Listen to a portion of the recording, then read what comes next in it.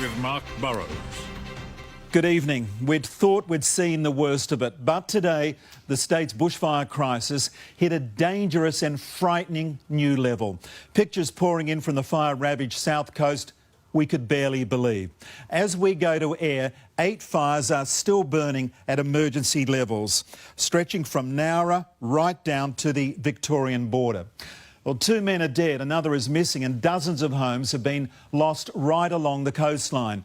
We begin our coverage tonight at Bateman's Bay, one of numerous tourist centres, now ghost towns, as visitors flee, the ones who couldn't get out forced to seek refuge wherever they could or stand and fight.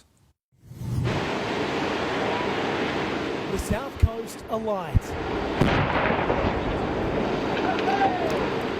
Exploding gas bottles blowing apart a home on the outskirts of Bateman's Bay. A firefighter overwhelmed, residents realising they can't be here anymore.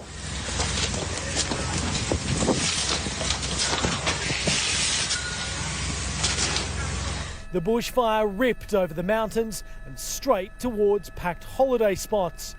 Here we are, New Year's Eve, midday in Bateman's Bay. The sky just getting darker and darker. It is not looking good.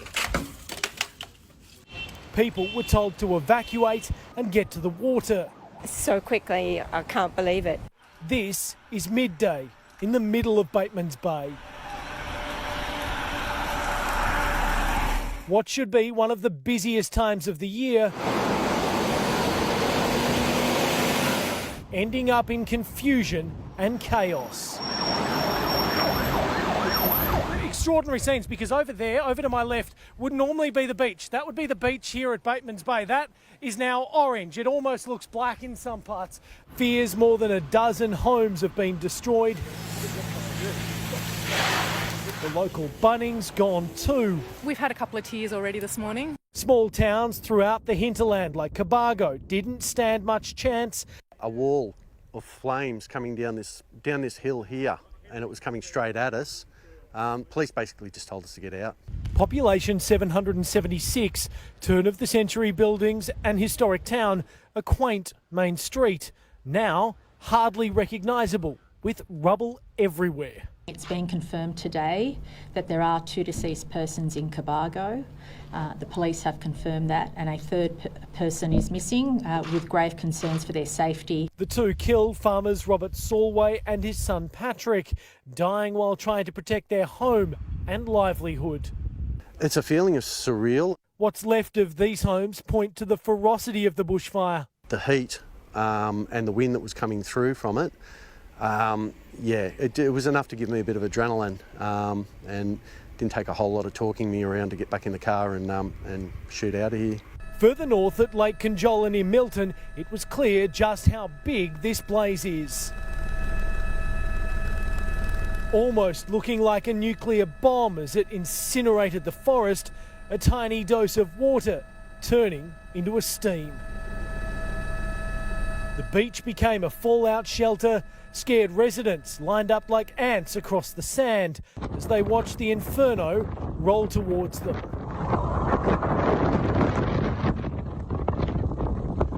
Further inland at Mogo, the main street was ablaze.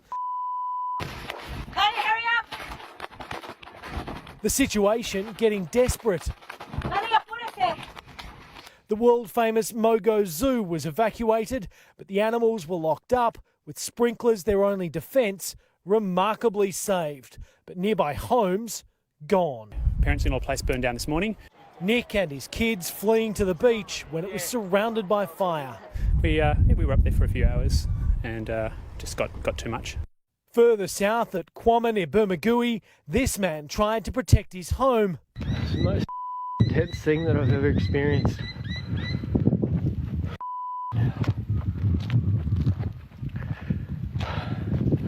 House was saved, shed gone, everyone's alive. Nowra was hit by an ember attack and the airport caught on fire.